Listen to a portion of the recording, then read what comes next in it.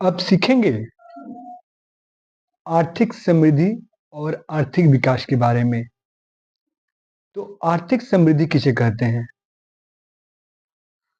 जब किसी देश की राष्ट्रीय आय, प्रति व्यक्ति आय और उसके उत्पादन में अगर वृद्धि होती है तो इसे ही आर्थिक समृद्धि कहा जाता है।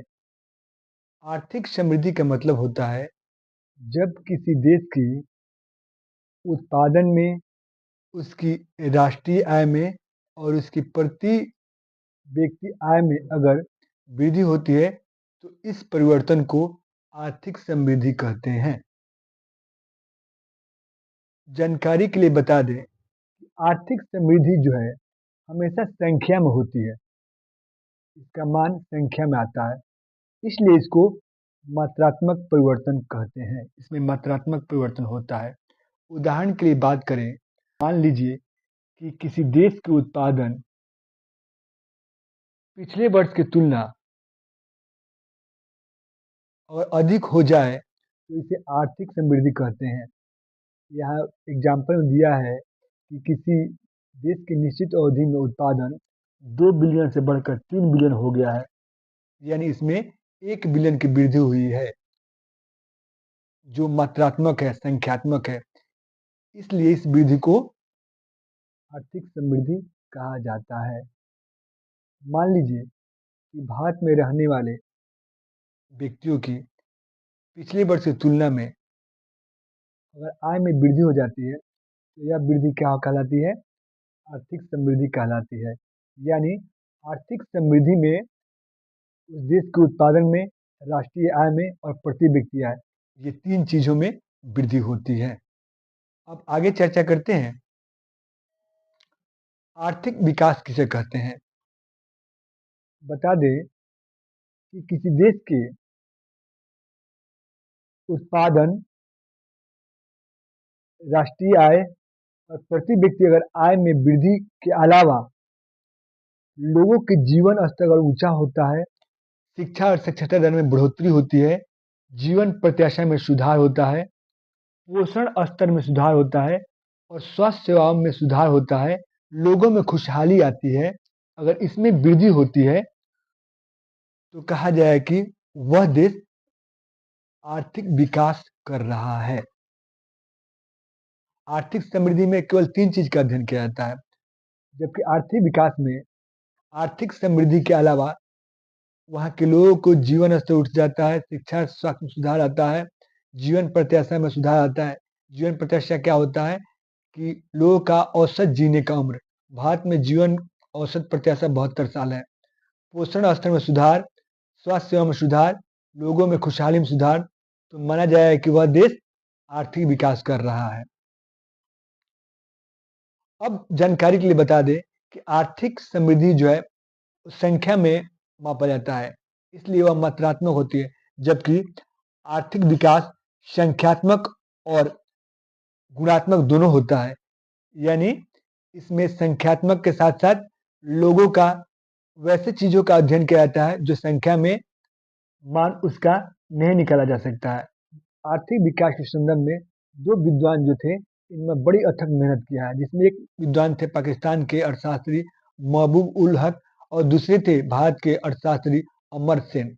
अमर्त्य सेन में आर्थिक विकास के कारण ही इनको नोबेल पुरस्कार 1998 में मिला था। ये दोनों संयुक्त राष्ट्र संघ के विकास कार्यक्रम से, यानी विश्व बैंक से जुड़े हुए थे। उन्होंने ही विश्व बैंक ने ही इन दोनों को आर्थिक विकास पर अध्ययन करने के लिए निर्देशित किया था। तो इन्होंने आर्थिक विकास के संदर्भ में बहुत योगदान दिया है। पहले चले महबूब उल हक के बारे में। तो इन्होंने, महबूब उल हक ने अपने आर्थिक विकास का अध्ययन करने के बाद बताया कि आर्थिक विकास की मुख्य बाधा जो होती है, आर्थिक विकास की मुख्य बाधा होती है गरीबी। आर्थिक विकास की मुख्य बाधा होती है गरीबी। अगर कोई देश अगर कोई देश भूखमरी, बीमारी, शिक्षा, बेरोजगारी, असमानता जैसी समस्याओं को समाधान कर लेता है तो वह देश आर्थिक विकास की राह पर चल पड़ेगा। स्पष्ट है। आगे चलते हैं अमर्त्य सेन के बारे में, जिन्हें 1998 में आर्थिक विकास के क्षेत्र में आर्थिक कल्याण के लिए 1998 में नोबेल पुरस्कार मिला था। तो भारतीय मूल के अर्थशास्त्री प्रोफेसर अमर्त्य सेन ने आर्थिक विकास को अधिकारिता तथा क्षमता के विस्तार के रूप में परिभाषित किया है। इन्होंने आर्थिक विकास को अधिकारिता तथा क्षमता के विस्तार के रूप में परिभाषित किया है। अब देखिए, अधिकारिता और क्षमता का विस्तार क्या होता है। अगर लोगों के जीवन पोषण में सुधार होता है, जीवन का पोषण स्तर उच्च होता है, लोग आत्मसम्मान के साथ जीते, आत्मसम्मान के साथ तथा स्वतंत्रता से जीते हैं। इन्होंने 3 फैक्ट इसमें लाया है: जीवन पोषण, आत्मसम्मान तथा स्वतंत्रता। अगर यह अगर किसी देश में किसी व्यक्ति को अगर पर्याप्त मात्रा में मिल रहा है तो वह देश आर्थिक विकास कर रहा है।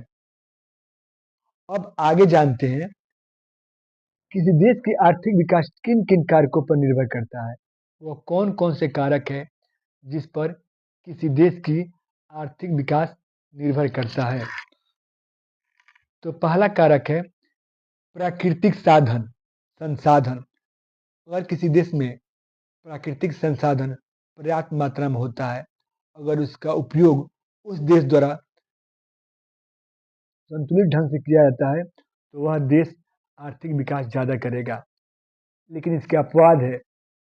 अफ्रीका के बहुत सारे देश हैं जिनमें आर्थिक संसाधन, प्राकृतिक संसाधन प्रचुर मात्रा में है, लेकिन उसका उपयोग वो नहीं करते हैं और वर्तमान में वे पिछड़े के पिछड़े हैं। जबकि कुछ ऐसे भी देश हैं जहाँ प्राकृतिक संसाधन नहीं है, लेकिन उन्होंने काफ़ी आर्थिक विकास की है, जैसे स्विट्जरलैंड। अब दूसरा आता है पूंजी निर्माण। पूंजी निर्माण, अगर किसी देश के पास पर्याप्त पूंजी हो, पूंजी निर्माण करने के साधन हो, तो वह देश आर्थिक विकास तेजी से करेगा। तीसरा आता है बाजार के आकार। अगर किसी देश के पास बड़ी बाजार हो तो वह देश क्या होगा कि आर्थिक विकास ज़्यादा करेगा, क्योंकि बड़ा बाजार होने से देश में नए नए उद्योग लगेंगे, नए उद्योगों में प्रोडक्शन होगा और बड़ा बाजार उस वस्तु को खरीदेगा तो लोगों की आय में, रोजगार में बढ़ोतरी होगी, जो आर्थिक विकास का कारक या कारण बनेगा। अब देखिए, अब आर्थिक विकास आखिर में कैसे मापा जाता है, क्या कंडीशन होनी चाहिए। लेकिन आर्थिक विकास में बहुत सारी बिंदु आती है, तो इसके लिए लगभग 60 से अधिक देशों के अर्थशास्त्रियों ने आर्थिक विकास का मापने का काम किया और कुल मिलाकर के आर्थिक विकास मापने के 5 तरीके बताएं जिससे किसी भी देश की अर्थव्यवस्था का आर्थिक विकास मापा जाता है। तो पहला तरीका है आधारभूत आवश्यकता कार्यक्रम। आधारभूत आवश्यकता, आधारभूत आवश्यकता कार्यक्रम यानी एक व्यक्ति को जीने के लिए क्या क्या आवश्यकता होनी चाहिए। तो आधारभूत आवश्यकता जो सिद्धांत है, इसका तरीका जो है वर्ल्ड बैंक ने बताया था। वर्ल्ड बैंक के एक संस्था है इंटरनेशनल मनी फंड, इन्होंने आधारभूत आवश्यकता में 5 बिंदु बताए: भोजन, आवास, स्वास्थ्य, शिक्षा और स्वच्छ जल आपूर्ति। अगर किसी देश में किसी व्यक्ति को ये सब आवश्यकताएं अगर पर्याप्त मात्रा में पूर्ति हो रही है तो वह देश आर्थिक विकास कर रहा है। मनुष्य के मूलभूत आवश्यकता है, अगर यह भी अगर पूरा नहीं हो रहा है तो माना जाए कि वह आर्थिक विकास के क्षेत्र में पिछड़ा हुआ है।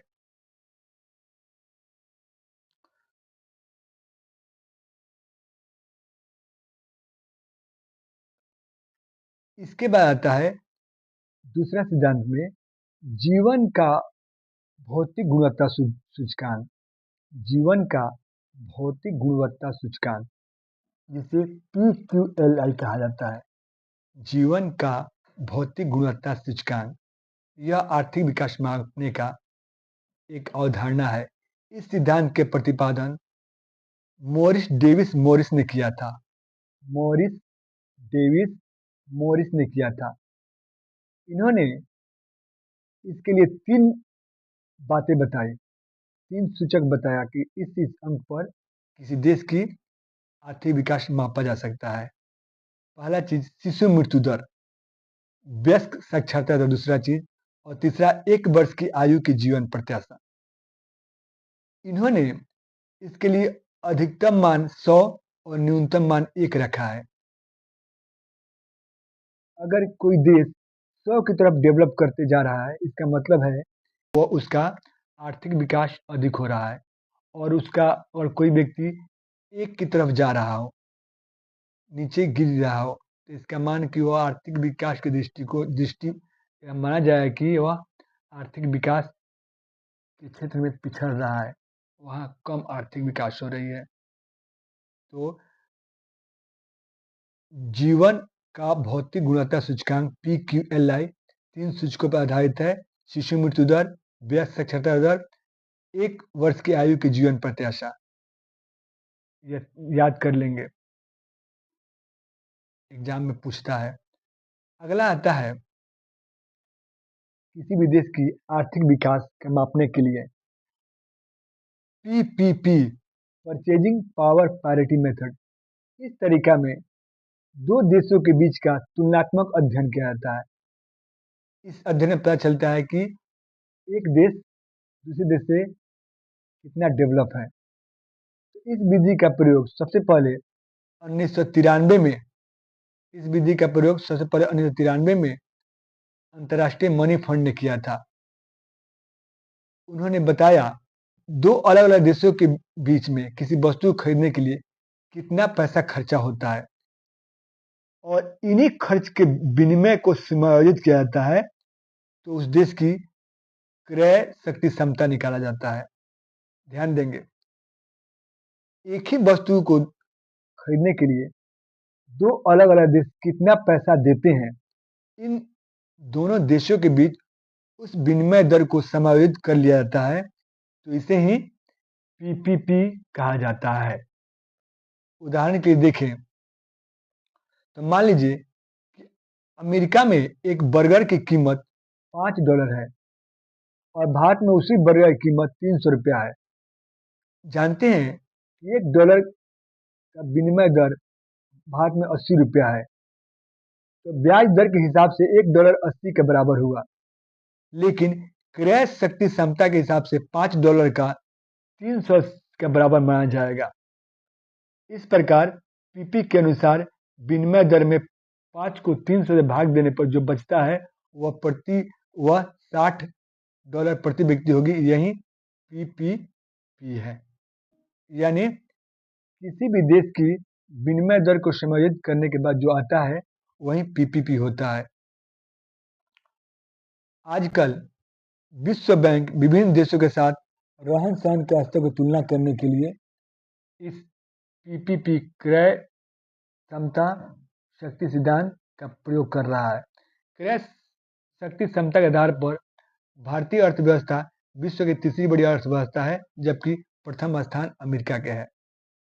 अब बात करें कि चौथी नियम है आर्थिक विकास मापने का, निवल आर्थिक कल्याण। ध्यान देंगे, निवल आर्थिक कल्याण, इसका मतलब होता है नेट इकोनॉमिक डेवलपमेंट।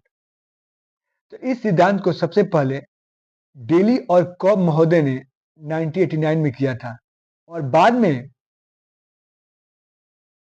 इस सिद्धांत का व्यापक विश्लेषण विलियम नोरधास और जेम्स टोबिन ने अपनी पुस्तक मेजर ऑफ इकोनॉमिक वेलफेयर में किया था, जिसे बाद में सैमुअलसन ने इसे बदल करके इसका नाम नेट इकोनॉमिक वेलफेयर कर दिया।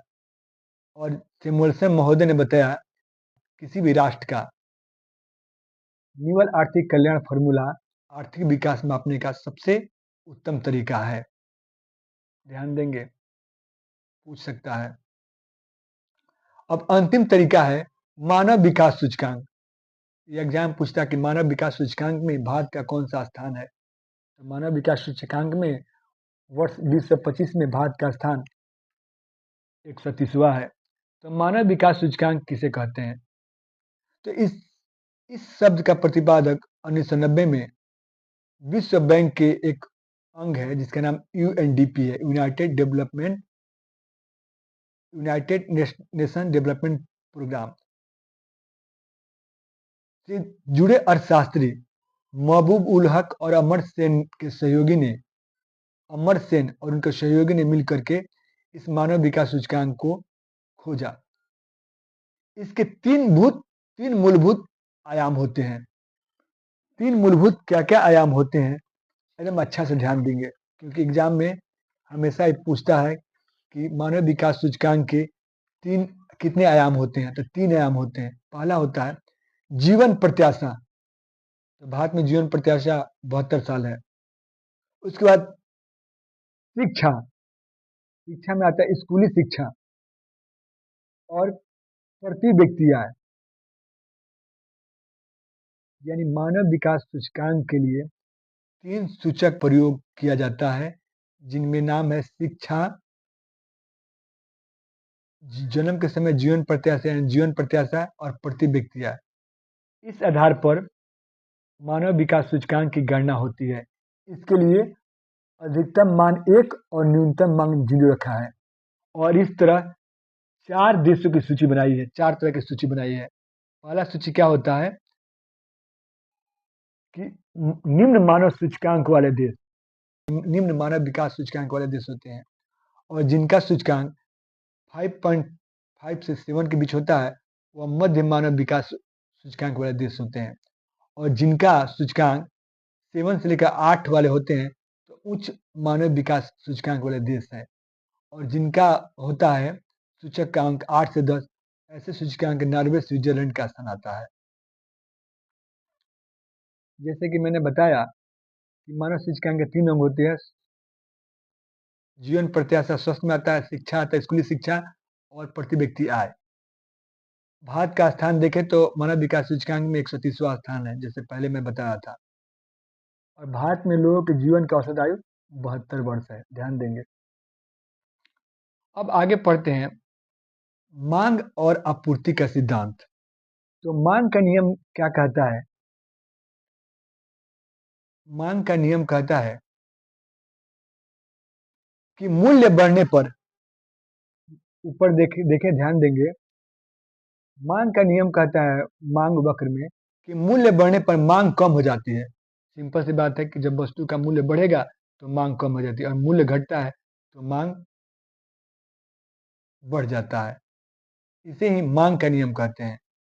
और आपूर्ति का नियम क्या होता है कि जब मूल्य में वृद्धि होती है तो आपूर्ति बढ़ जाती है। क्यों? क्योंकि अधिक प्रोडक्शन कंपनी करने लगता है, क्योंकि उसको ज़्यादा मुनाफा दिखती है। जब मूल्य में वृद्धि होता है तो आपूर्ति बढ़ जाता है, और जब मूल्य में कमी होता है तो आपूर्ति घट जाता है। ध्यान देंगे मांग के नियम में जब मूल्य में वृद्धि होगा तो मांग कम हो जाएगा, मांग नियम में। और आपूर्ति नियम में जब मूल्य में वृद्धि होगा तो आपूर्ति बढ़ जाएगी। क्लियर है?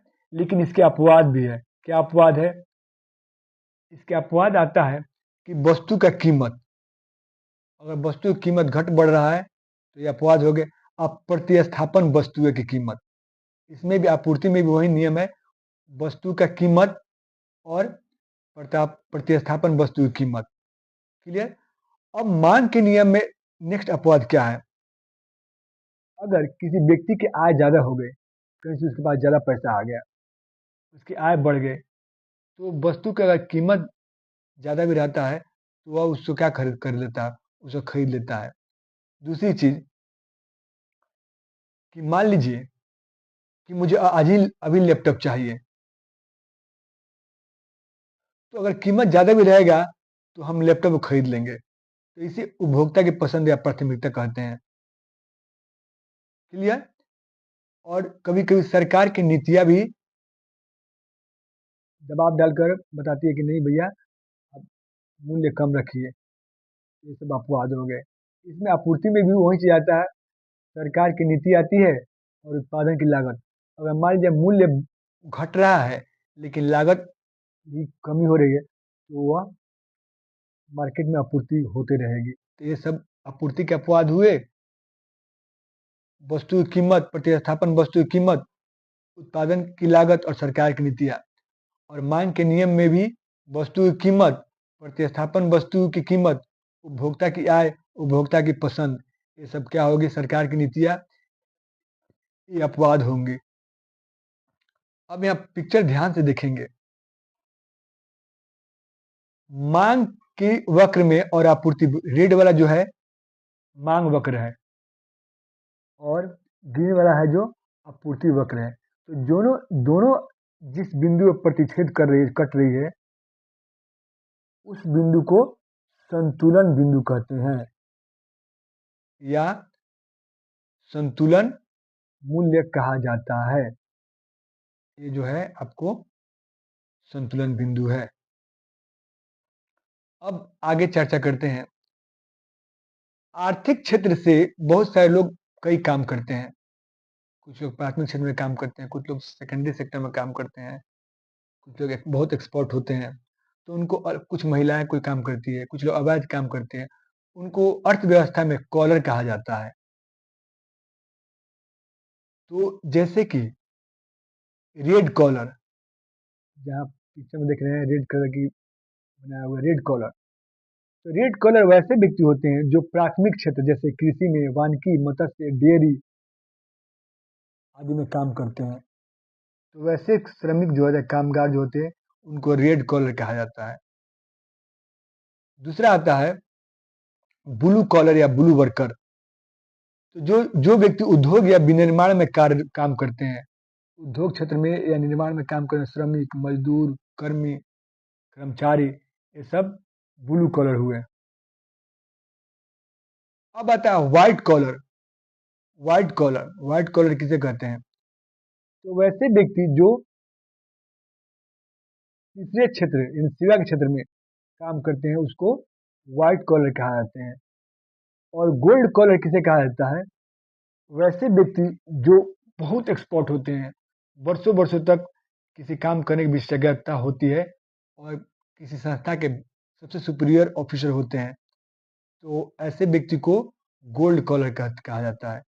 अब आता है पिंक कॉलर। तो महिलाएं काम करती हैं। महिलाएं क्या करती है जी? जिस क्षेत्र में काम करती है, तो उनको काम करने वाली महिलाओं को पिंक कॉलर कहा जाता है। या देखभाल क्षेत्र में जो काम करती है महिला, आगे चर्चा करेंगे देखभाल किसे कहते हैं। उस क्षेत्र में काम करने वाली महिलाएं जो है पिंक कॉलर कहलाती है। आगे चलते हैं। ब्लैक कॉलर किसे कहते हैं? तो वैसे व्यक्ति जो अवैध काम, अवैध तरीके से आय अर्जित करते हैं, जैसे स्मगलिंग करते हैं, जुआ सट्टा खेलते हैं, शराब की धंधा करते हैं, ये सब ब्लैक कॉलर होते हैं। अब आगे चर्चा करते हैं कि सकल घरेलू उत्पाद जीडीपी में किसका किसका, प्राथमिक क्षेत्र सेकेंडरी क्षेत्र में किसका कितना योगदान होता है। तो प्राथमिक क्षेत्र में योगदान 19.6% होता है, द्वितीय क्षेत्र में 25% और तृतीय क्षेत्र में 55.4% होता है। ध्यान देंगे, सकल घरेलू उत्पाद जीडीपी में प्राथमिक क्षेत्र में 19.6, द्वितीय क्षेत्र में 25% और तृतीय क्षेत्र में 55.4% योगदान होता है। चक्रीय अर्थव्यवस्था किसे कहते हैं? कोई भी देश में किसी वस्तु का उत्पादन होता है और जब उस वस्तु का उत्पादन करते हैं, तो उसको ग्राहक क्या करता है जी? उसको उपयोग करता है और पुनः उसको क्या करता है जी? फेंक देता है उपयोग करने के बाद। लेकिन चक्रीय अर्थव्यवस्था एक ऐसी अर्थव्यवस्था होती है जिसमें वस्तु का उत्पादन होता है, उसका उपयोग होता है और पुनः उसको इस तरह से रिसाइकिल कर दिया जाता है, उसको फेंका नहीं जाता है, रिसाइकिल कर दिया जाता है और पुनः उपयोग के लिए बना दिया जाता है। इस अर्थव्यवस्था को, इस सिद्धांत को चक्रीय अर्थव्यवस्था कहा जाता है। यह पुराने मॉडल बनाओ, उपयोग करे और फेंको के विपरीत काम करता है। तो वर्तमान में लगभग विकसित देश चक्रीय अर्थव्यवस्था को अपना रहे हैं। क्यों? क्योंकि प्राकृतिक संसाधन लिमिट है और भावी पीढ़ी को उसको सुरक्षित रखना हमारा काम है।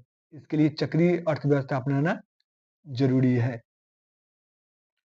अब पुराने कल्चर क्या है कि पुराना नियम में क्या है कि कोई उत्पादन होता है, उसका उपयोग किया जाता है और उसको उपयोग करने के बाद कचरा में फेंक दिया जाता है, जो एक सीधे लाइन के रूप में काम करता है।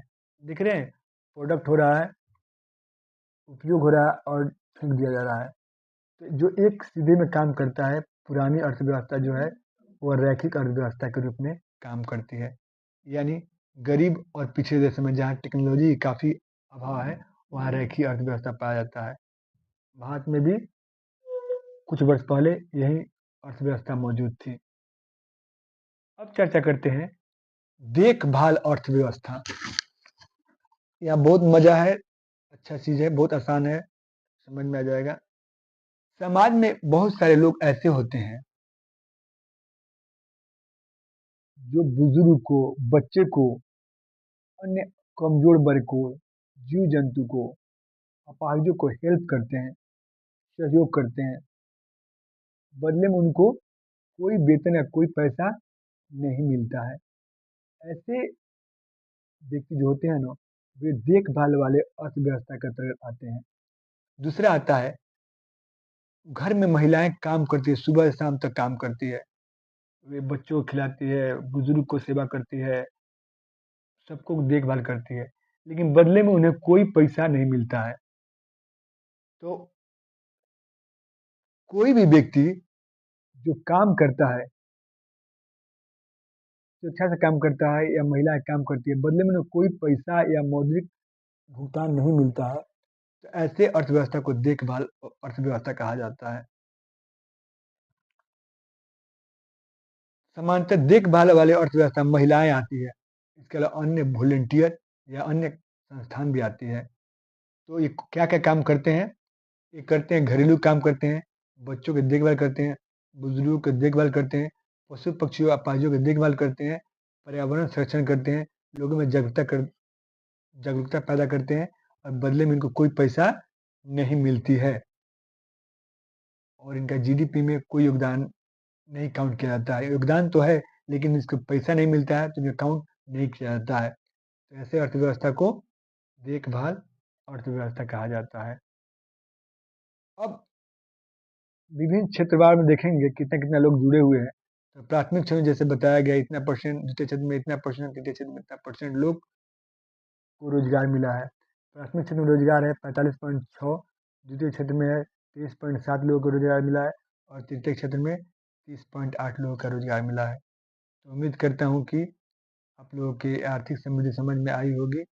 जैसे कि एपीजे अब्दुल कलाम ने क्या बोला है, अपने लक्ष्य में सफल होने के लिए आपको केवल अपने लक्ष्य के प्रति दृढ़ संकल्पित होना होगा और यकीन मानिए आप एक दिन ज़रूर जीतेंगे। शुभकामनाओं के साथ आप सफल हो। जय हिंद, जय भारत।